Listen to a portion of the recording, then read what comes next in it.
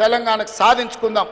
నిర్మలా సీతారామన్ గారు ఈరోజు తమిళనాడుకు మెట్రో తీసుకుపోయింది. ఇవాళ కర్ణాటకలో చంద్రశేఖర్ గారు బెంగళూరుకి మెట్రో తీసుకొని పోయిండు. ఆడ ప్రతిపక్ష పార్టీల అధికారంలో ఉన్న కర్ణాటకలో ఉన్న శోభా గారు బెంగళూరుకు మెట్రో తీసుకెళ్ళింది.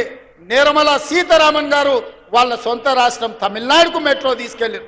మరి నీ సొంత రాష్ట్రానికి ఎందుకు మెట్రో ఎందుకు మీరు తీసుకొస్తలేరు కిషన్ రెడ్డి అని నేను అడుగుతున్నా.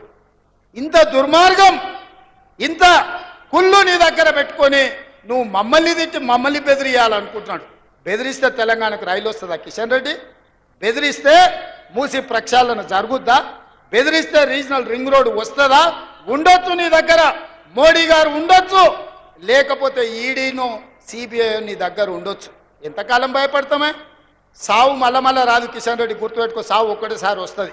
సావుకు తెగించే 10 ఏళ్ళు కొట్లాడినాం, సావుకు తెగించి కొట్లాడినాం కాబట్టి మా కాంగ్రెస్ పార్టీ కార్యకర్తలు తమ రక్తాన్ని చిందించి అవసరమైతే ఆఖరి శ్వాస వదిలిండ్రు కానీ కాంగ్రెస్ జెండా వదలలేదు. భుజాలు కాయలు కాసే విధంగా జెండాను మోస్తే ఈరోజు తెలంగాణ రాష్ట్రంలో మా ప్రభుత్వం వచ్చింది. మేమెవ్వరికి భయపడేటోళ్ళం కాదు, మర్యాదకు మర్యాద ఇచ్చేటోళ్ళం. మేము కొంతకాలం మౌనంగా మీరు చేసే తప్పులను లెక్క కడుతున్నాం అంతే తప్ప కిషన్ రెడ్డి గారు బెదిరించి బతకాలని చూడకు.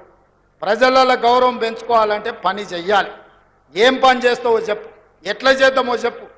మాకు బేసజాలు లేవు. నేను నీ ఇంటికి వచ్చిన, నీతో 10 సార్లు మాట్లాడినా, తెలంగాణకి ఇవి కావాలని చెప్పినా, నువ్వు సహకరించు కిషన్ అన్న, నువ్వు పెద్దోని అని చెప్పిన నీ పెద్దరిక నువ్వు నిలబెట్టుకున్నావా? ఒక్కసారైనా పదా ముఖ్యమంత్రి గారు మోడీ దగ్గరికి వెళ్దాం, మన తెలంగాణకు తెచ్చుకుందామని ఎప్పుడైనా మాట్లాడినవా? మనోహర్ లాల్ ఖట్టర్ హైదరాబాద్కు వస్తే సమీక్షకు రాని నువ్వు ఈరోజు మెట్రోకు సహకరించిన అని చెప్తే మేము నమ్మాలనా? నరేంద్ర మోడీ గారు సబర్మతి నదిని గుజరాత్లో ప్రక్షాళన చేసుకుంటాడు, యోగి ఉత్తరప్రదేశ్లో గంగా నదిని ప్రక్షాళన చేసుకుంటాడు, అమిత్ షా నేమో ఢిల్లీలో యమునా నదిని ప్రక్షాళన చేస్తా అంటాడు. బీజేపీలు ఉన్న దగ్గర నదుల ప్రక్షాళన జరుగుతుంది. కేంద్ర ప్రభుత్వం వేల కోట్ల రూపాయలు వరదల పారిస్తుంది.